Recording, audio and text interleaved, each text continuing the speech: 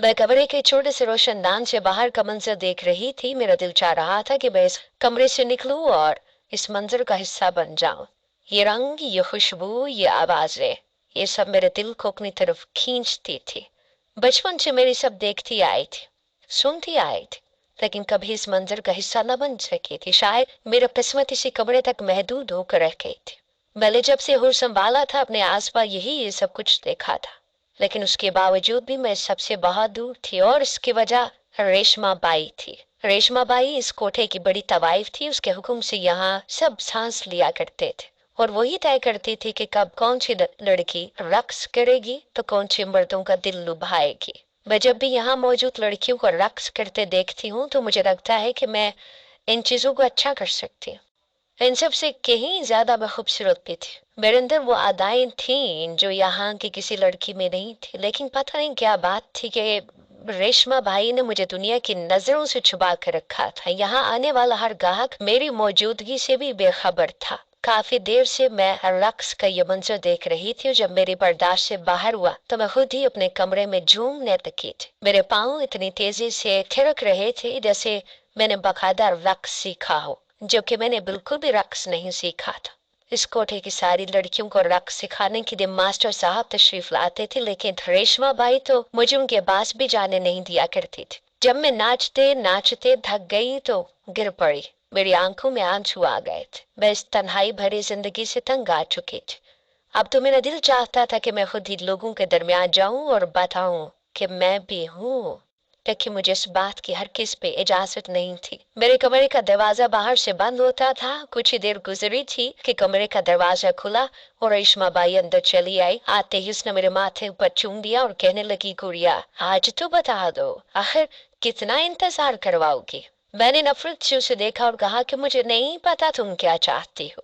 तुम्हें क्या जानना है? मुझे नहीं मालूम। मेरे पास तुम्हें बताने को कुछ नहीं है। मेरी सारी जिंदगी तुम्हारे सामने गुजरी है। पता नहीं क्यों फिर तुम अपने सवालों से मुझे परेशान करती हो। मुझे बाहर जाना है, लोगों से मिलना है। कब तक मैं इस तरह की जिंदगी गुजारूंगी? रेशमा बाई ने मेरे पाँव पकड़ लिए और अपनी गोद में रखकर मेरे पाँव पर हाथ फेरने लगी। मुझे प्यार से पुकारते हुए कहने लगी, मैं तेरी बहुत खिदमत करूंगी, सारी जिंदगी में तेरी गुलाम बनकर रहूंगी। बस तुझसे एक बात ही तो पूछ रही हूँ, क्यों नहीं बताती? देख, मेरे बात उस कोठे की मालकिन तक बन सकती है। मैं तो तेरे पाँव धोकर पीने के लिए भी तैयार हूँ, मगर तुझे खुद अपने आप पर रहम नहीं आता तो मैं क्या तुझ पर रहम खाऊंगी? मैंने गुस्से से अपने पाँव रेशमा बाई के हाथों से आजाद करवा दी और कहा कि नहीं मालूम मुझे कुछ भी। कितनी बार यही बात हो रहा हूँ, तुम बहरी हो या पागल हो? समझ नहीं आता तुम्हें?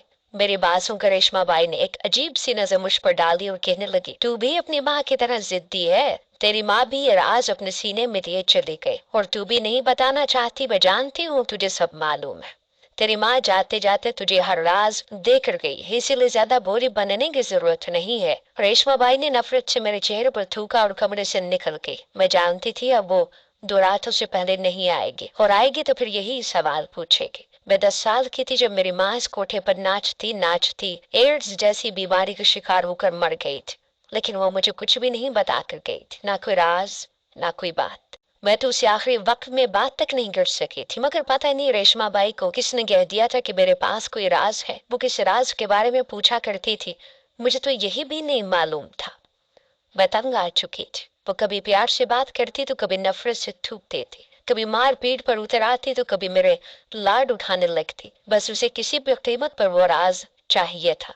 रेशमा बाई चली गई थी और मैं एक दफा फिर इसी तारी कमरे में रह गई थी जहाँ मेरी माँ ने सिसक सिसक का दम तोड़ दिया था। मेरा बाप कौन था मुझे नहीं मालूम था, लेकिन मेरी माँ बहुत ही अच्छी औरत थी। उसे हालात ने यहाँ पहुंचा दिया था और हालात से लड़ते लड़ते ही वो कब्र में चली गई थी। जाते जाते वो मुझे कह गई थी कि जो गुनाहों भरी जिंदगी मैंने गुजारी है, मैं चाहती हूँ कि कभी उसका साया भी तुझ पर ना पड़े। जब तक मेरी माँ जिंदा थी उसने सबसे लड़ भड़ कर मुझे इस कोठे की रंगीनियों से बचा कर रखा। तो उस वक्त रेशमा बाई हर वक्त अम्मा को डराती और मुझे यहाँ से ले जाने की कोशिश करती। वो अम्मा से यही कहती कि तेरी बेटी सोने की चिड़िया है और ये चिड़िया मुझे लाख रुपए की कीमत दिलवाएगी। अम्मा हर बार सामने आ जाती और रेशमा बाई से कहती कि अगर मेरी बेटी को हाथ भी लगाया तो मैं तुम्हारी जान ले लूंगी। जिस दिन अम्मा का इंतकाल हुआ मुझे लगा कि मेरे सर से किसी ने छत छीन ली हो।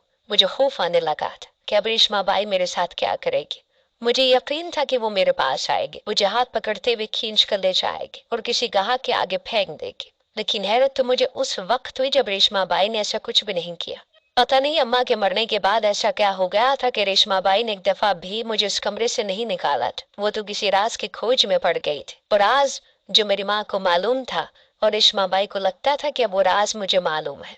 मेरी माँ को मरे अब 7 साल होने वाले थे। मैं 17 साल की हो रही थी और अब तक इसी एक कमरे में थी।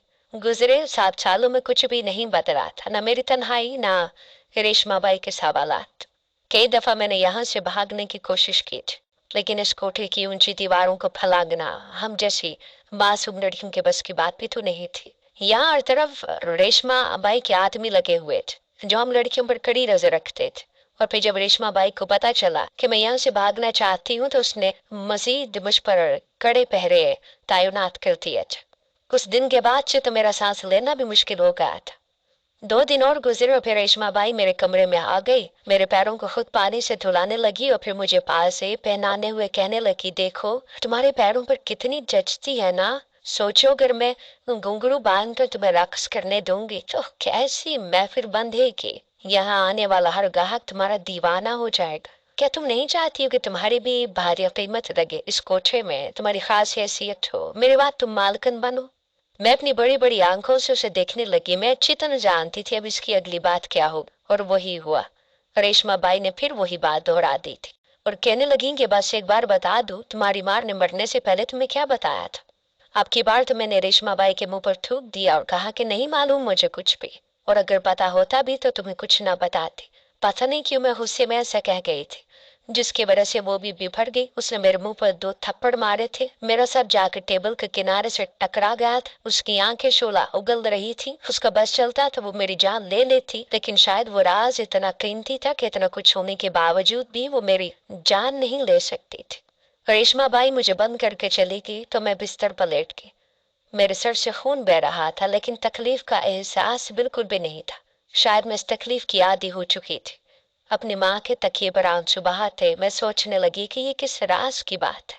ऐसा क्या था मेरी माँ को जो रेशमा बाई के लिए जानना इस कदर जरूरी है कि मैंने उसके मुंह पर थूक दिया, फिर भी उसने मेरा गला नहीं दबाया। यही सोचते सोचते मेरे सर में शदीद टीसे उठने लगी थी। अक्सर ही मेरे सर में दर्द होता था, लेकिन ये टीसे तो आज बढ़ती ही जा रही थी। शायद ये इस चोट का असर था जो टेबल से टकराने पर मेरे सर पर लगी थी। मेरी नजर मेरे हाथों पर पड़ी तो वो सुर्ख हो रहे थे। शायद दर्द की शिद्दत से मैंने मुठ्ठियां भींची थी और ये उसी का नतीजा था। वह अपने सर जोर जोर से तकिए पर मारने लगी कि शायद इस तरह दर्द कुछ कम हो जाए। काफी देर गुजरी, लेकिन दर्द था कि कम ही नहीं हो रहा था। और फिर कमरे का दरवाजा खुलने की आवाज आई तो मैं चौंक उठी। ऐसा कभी नहीं हुआ था कि रात में रेशमा बाई 2 दफा मेरे कमरे में आई हो। कुछ देर पहले ही तो वो इस कदर गुस्से में निकली थी। क्या सच में वो मेरी जान लेने आ गई थी? ये सोचकर मैं घबरा गई थी। मेरी नजर दरवाजे पर जमी हुई थी। ताला खुला था और फिर मैंने देखा था दरवाजा खोलकर अंदर आने वाली रेशमा बाई नहीं बल्कि शब्बो थी। वो इस कोठे की एक पुरानी तवाइफ थी, लेकिन आज तक कभी मेरे कमरे में नहीं आई थी। मैं हैरत ज़दा नजरों से उसे देख रही थी। उसका यहाँ क्या काम था? क्या रेशमा बाई ने उसे यहाँ भेजा था, या वो मुझे मारने के लिए आई थी, या फिर वो भी वही सवाल पूछने आई थी जिसका जवाब रेशमा बाई को नहीं मिल रहा था। मगर शब्बों के अंदाज देखकर मुझे लग रहा था कि बात कोई और ही है। बिल्कुल चोरों की तरह मेरे कमरे में आई थी। आते ही इसने दरवाजा वापस बंद कर दिया था और दबे पांव मेरे बिस्तर तक चली आई थी। मुझे यकीन हो गया था कि वो रेशमा बाई से नजर बचाकर यहाँ आई थी। वो मेरे बिस्तर पर बैठी और मेरे सर से निकलता खून देखकर उसने अपने दुपट्टे को फाड़कर मेरे सर पर पट्टी बांध दी थी। टेबल पर रखा गिलास उठाकर मुझे पानी पिलाया। मेरे माथे को चूम कर कहने लगी, पता है गुड़िया, तुम मुझे बेटी की तरह अजीज हो।